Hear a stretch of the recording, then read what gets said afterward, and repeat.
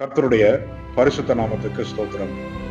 இப்பொழுது நாம் பார்க்க போகிற வசனம் சங்கீதம் 91 அதிகாரம் 10 வசனத்திலிருந்து 12 வசனம் வரை. 10 வசனம். ஆகையால் பொல்லாப்பு உனக்கு நேரிடாது, வாதை உன் கூடாரத்தை அணுகாது. 11 வசனம். உன் வழிகளெல்லாம் உன்னை காக்கும்படி உனக்காக தம்முடைய தூதர்களுக்கு கட்டளையிடுவார். 12 வசனம்.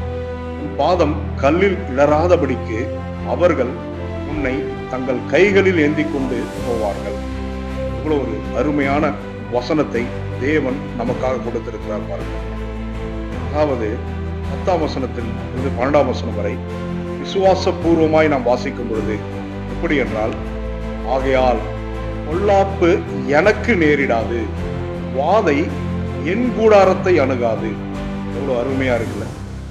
எதுவுமே கர்த்தர் என் வாழ்க்கையில தீங்கு நடவாதபடி என்னை காக்கிறார் என்கிறதற்கு ஒரு அருமையான வசனம். 11 வசனம். என் வழிகள் எல்லாம் என்னை காக்கும்படி எனக்காக அவருடைய தூதர்களுக்கு அவர் கட்டளையிடுவார். கர்த்தருடைய நாமத்துக்கு ஸ்தோத்திரம். 12 வசனம். என் பாதம் கல்லில் இடராதபடிக்கு அவர்கள் என்னை தங்கள் கைகளில் ஏந்தி கொண்டு போவார்கள். பாருங்க, நாம் போகிற வழியில எந்த ஒரு இடர்பாடோ, எந்த ஒரு தீங்கோ, எந்த ஒரு போராட்டமோ, எந்த ஒரு எதிரடியான செயல்களோ நமக்கு வராதபடி தேவன் நம்மை காக்க அவருடைய தூதர்களுக்கு கட்டளையிட்டு நம்மை பாதுகாக்கிறவராய் இருக்கிறார்.